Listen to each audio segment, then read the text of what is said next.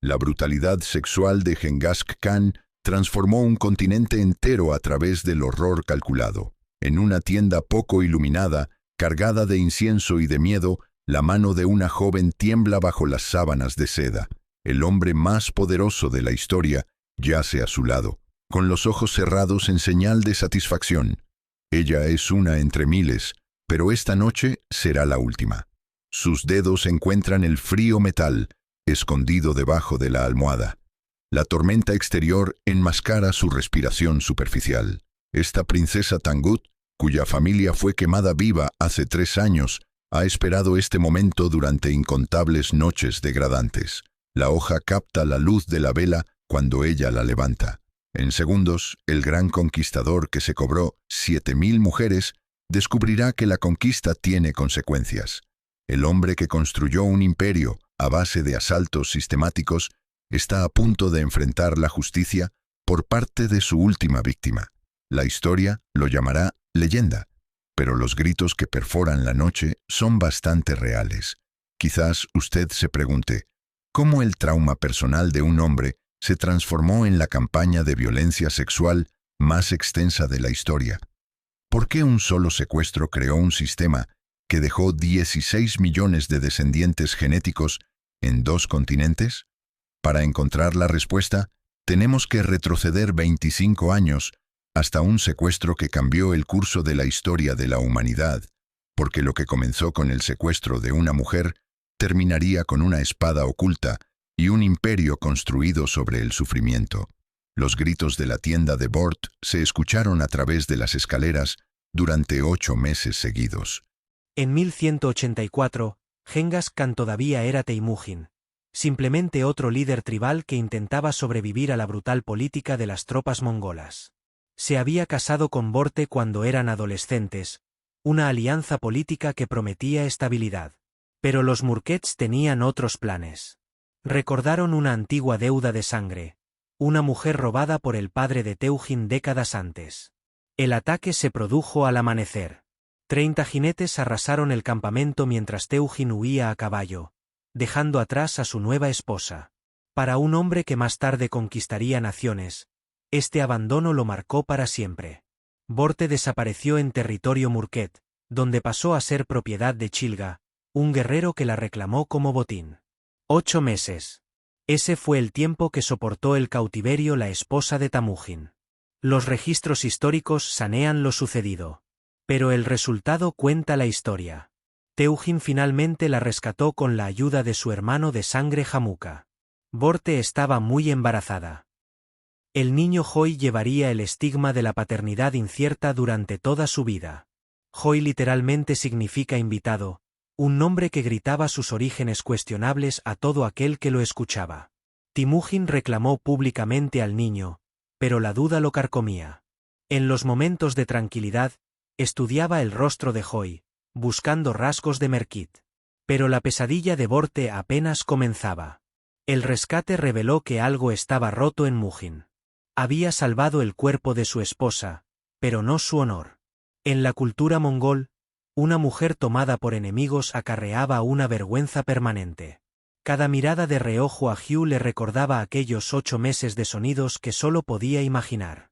El hombre que huyó a caballo se transformó en otra persona. Pocos, alguno que nunca volvería a correr. El Murket pagó primero. No solo los guerreros que habían tomado Borte, sino toda su tribu. Mujeres, niños, ancianos, todos se enfrentaron a la aniquilación sistemática. Pero la muerte no fue suficiente para Teijin. Quería que sufrieran como había sufrido Borte, que cargaran con la vergüenza como cargaba su familia. Esto se convirtió en la plantilla. La violencia sexual no fue una brutalidad aleatoria. Fue una venganza calculada multiplicada exponencialmente. Cada tribu conquistada pagaría por el crimen de Murket. Cada mujer tomada equilibraría la balanza cósmica del cautiverio de Borte. La psicología era transparente para sus generales. Teugin no podía borrar lo que le sucedió a Borte, por lo que se lo infligió al mundo. No podía matar a los niños 2 veces, por lo que lo mataría simbólicamente a través de cada enemigo. No podía recuperar esos 8 meses, así que robaba vidas a otros. Lo que Genghis hizo a continuación resonaría durante siglos. Institucionalizó su trauma. La venganza personal se convirtió en política de Estado. El hombre que no pudiera proteger a una mujer poseería a miles. El marido que perdiera el control controlaría el futuro reproductivo de civilizaciones enteras. Los psicólogos modernos reconocen este patrón. Trauma transformado en poder. La victimización se transformó en dominación. Pero pocos traumas en la historia tuvieron una escala tan catastrófica. La herida de Teujín se infectó hasta infectar un imperio. La ironía fue muy profunda. Al intentar superar la violación de una mujer, se convirtió en el mayor violador de la historia. En un intento por borrar la vergüenza, creó una humillación sistemática que abarcó continentes. La víctima se convirtió en el máximo perpetrador, magnificando su dolor a lo largo de millones de vidas. Sus generales notaron el cambio. Después del rescate de Bort, Temujin nunca volvió a hablar de misericordia. Las mujeres se convirtieron en botín y no en personas. Conquista significaba posesión. Propiedad física literal de linajes enemigos. El verdadero horror no fue su rescate. Esto fue lo que vino después. Porque la transformación de Teujín fue más allá de la venganza. Desarrolló una filosofía donde la dominación sexual equivalía a la victoria espiritual. Tomar mujeres enemigas no solo humillaba a los guerreros, sino que borraba su futuro genético. Cada embarazo forzado sustituía la sangre enemiga por sangre mongol. La violación sistemática se convirtió en ingeniería étnica. Esta filosofía requería infraestructura, organización, burocracia. No se puede traumatizar un continente mediante la violencia aleatoria.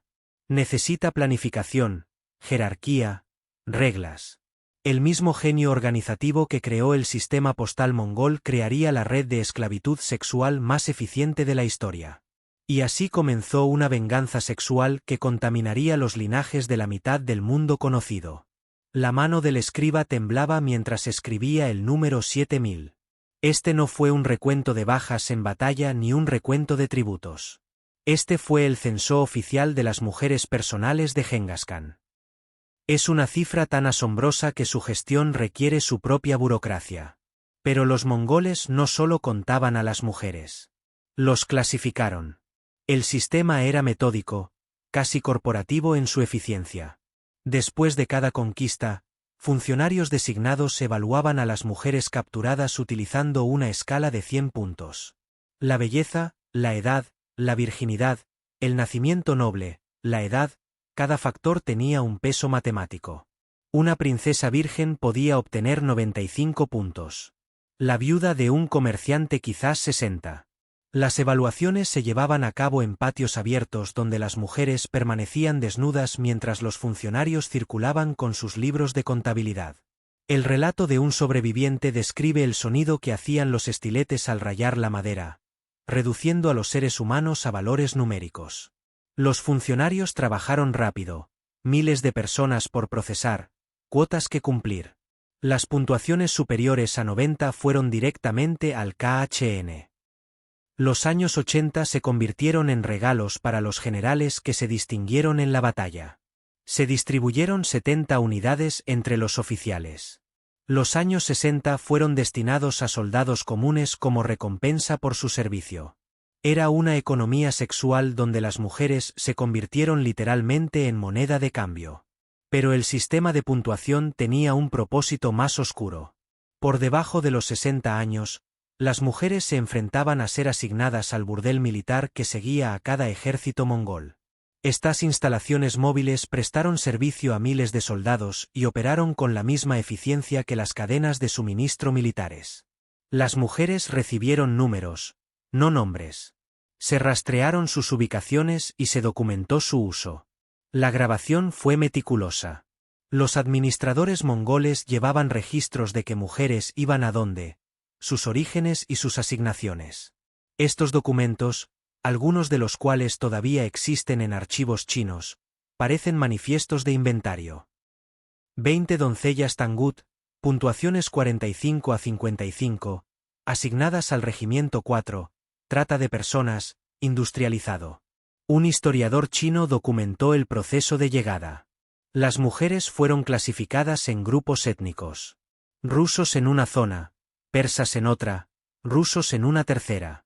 Los mongoles creían que las diferentes etnias proporcionaban experiencias diferentes, como las variedades de vino.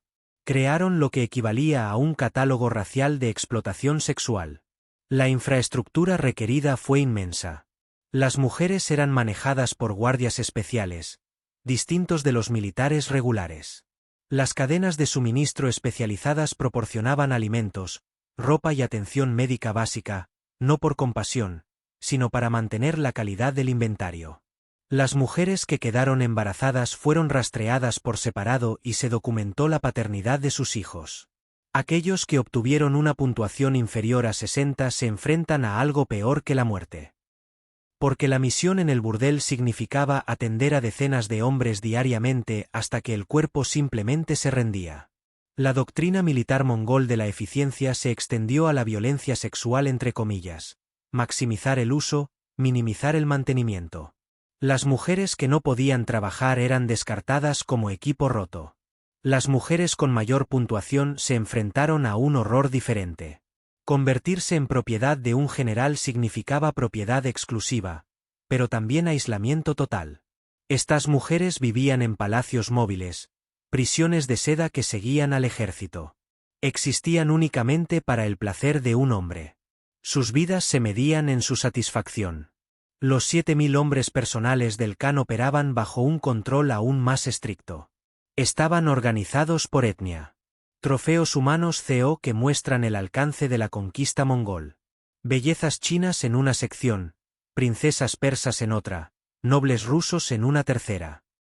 Caminar por el complejo Gur de Genghis Khan era como recorrer un mapa viviente de los pueblos subyugados. Pero gestionar a 7.000 mujeres exigía innovación. Los mongoles crearon horarios rotativos, sistemas de seguimiento e incluso exámenes médicos. Las mujeres que habían pasado la edad fértil fueron reasignadas como sirvientas de cautivos más jóvenes. Quienes tenían hijos recibían un estatus elevado, es decir, un sistema de incentivos perverso que alentaba la cooperación. Los libros de contabilidad revelaron la verdadera escala. Los registros financieros muestran la inversión económica. Alimentar, vestir y transportar a miles de mujeres a través de los continentes requería recursos comparables a los del mantenimiento de divisiones de caballería. El sistema de esclavitud sexual consumía aproximadamente el 15% de los ingresos imperiales. AEC.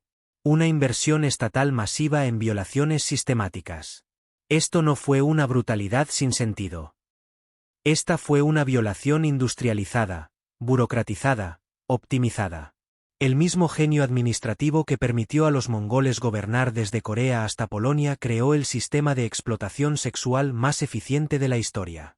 Cada detalle planificado, cada resultado medido. El cronista chino Xiao Hong fue testigo directo del sistema. Sus relatos describen bloques de subastas en los que los generales pujaban por mujeres capturadas, utilizando el botín de las mismas ciudades que esas mujeres alguna vez llamaron hogar. La ironía fue intencional. El oro de tu ciudad destruida ahora te permite comprar a tu hija. Pero ni siquiera 7.000 mujeres fueron suficientes para lo que Genghis planeó a continuación. Toda mujer tártara que mida más de la altura de una rueda de carreta.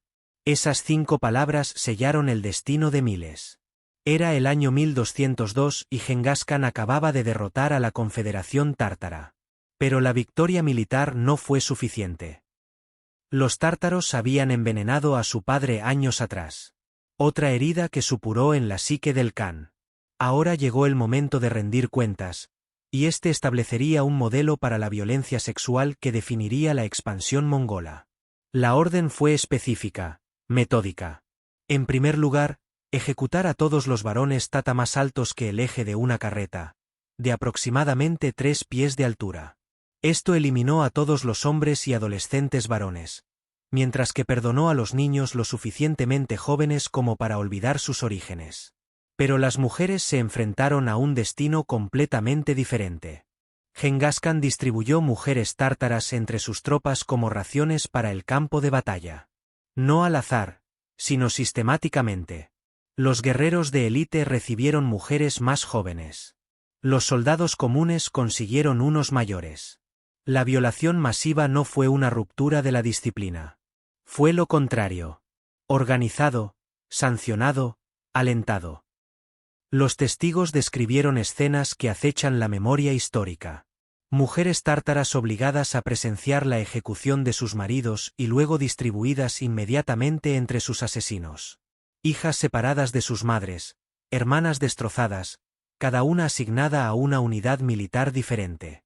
Los mongoles comprendieron que el aislamiento amplificaba el trauma. La orden fue específica por una razón horrible. Porque Genghis Khan quería que los linajes tártaros continuaran, pero solo a través de padres mongoles. Cada mujer tártara tendría hijos mongoles y su propio linaje étnico se diluiría y finalmente borraría. Conquista genética a través de la violación sistemática, convirtiendo los úteros en armas de limpieza étnica. La logística requirió una planificación cuidadosa. Las mujeres embarazadas fueron marcadas y monitoreadas. Aquellos que se resistieron se enfrentaron a ejemplos públicos que desalentaron cualquier desafío adicional.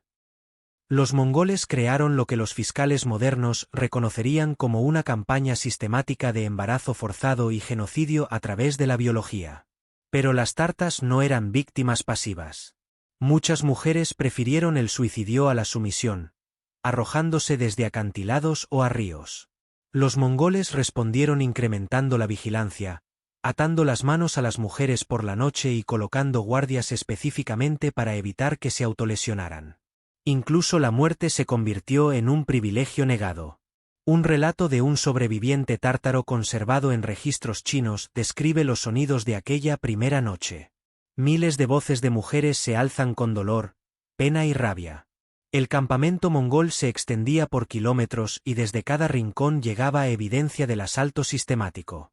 Al amanecer, toda una cultura había sido violada. Lo que ocurrió en esas tiendas cambió la guerra para siempre.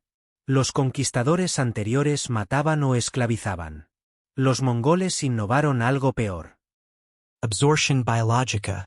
No querían eliminar a los enemigos, sino digerirlos, transformarlos, mezclarlos genéticamente borrando su identidad original. La campaña tártara estableció procedimientos que se siguieron durante toda la expansión. Se reunirían mujeres locales, se evaluarían y se distribuirían. La resistencia significó violación pública seguida de ejecución, futat, manifestaciones que rompieron la voluntad colectiva. El cumplimiento significaba supervivencia, pero supervivencia como caldo de cultivo para los conquistadores. Los mongoles documentaron su eficacia. Los registros militares anotan el número de mujeres distribuidas después de cada batalla, al igual que el gasto de municiones. Un general se jactó de haber recibido 40 vírgenes tártaras como parte suya, un detalle registrado sin vergüenza en las historias oficiales. La guerra psicológica fue deliberada. Los soldados mongoles se burlaban de las mujeres tártaras por sus familias asesinadas mientras las agredían. Obligaban a las mujeres a decir frases en mongol para alabar a Genghis Khan y agradecer a sus violadores. La dominación física no fue suficiente. Querían sumisión espiritual. Pero los tártaros eran solo el prototipo porque Genghis Khan estaba perfeccionando un sistema. Cada campaña perfeccionó el proceso. Los mongoles aprendieron las proporciones óptimas de mujeres por soldado, las mejores prácticas para prevenir el suicidio y los métodos de distribución más eficientes. Convirtieron la violencia sexual en ciencia militar. El impacto a largo plazo fue exactamente el previsto. En el transcurso de una generación, la identidad tártara distintiva desapareció. Los hijos de las violaciones fueron criados como mongoles, enseñados a reverenciar a Genghis Khan y entrenados para continuar la conquista. Las mujeres tártaras vieron a sus propios hijos convertirse en destructores de su cultura. Los análisis modernos de ADN confirman los relatos históricos. Los marcadores genéticos muestran cambios demográficos masivos en regiones que antiguamente eran tártaras, donde los cromosomas y mongoles sustituyen a las poblaciones locales. La ciencia valida lo que los sobrevivientes testificaron y lo que personas enteras eliminaron de la existencia. Esto no fue más que una práctica para el holocausto sexual que estaba a punto de extenderse por 2 continentes. De pie, gira, vive o muere. Todo decidido en 7 segundos de inspección. Después de la caída de cada ciudad, los mongoles llevaban a cabo lo que los supervivientes llamaban la selección. Las mujeres y las niñas se reunían en plazas centrales, se las disponía en filas y se las inspeccionaba como ganado en un mercado. Pero no se trató de un saqueo caótico. Se trató de una extracción sistemática de recursos humanos. El proceso siguió protocolos estrictos. En primer lugar, las mujeres fueron despojadas de toda ropa y joyas, en parte para evitar armas ocultas, y principalmente para facilitar la evaluación.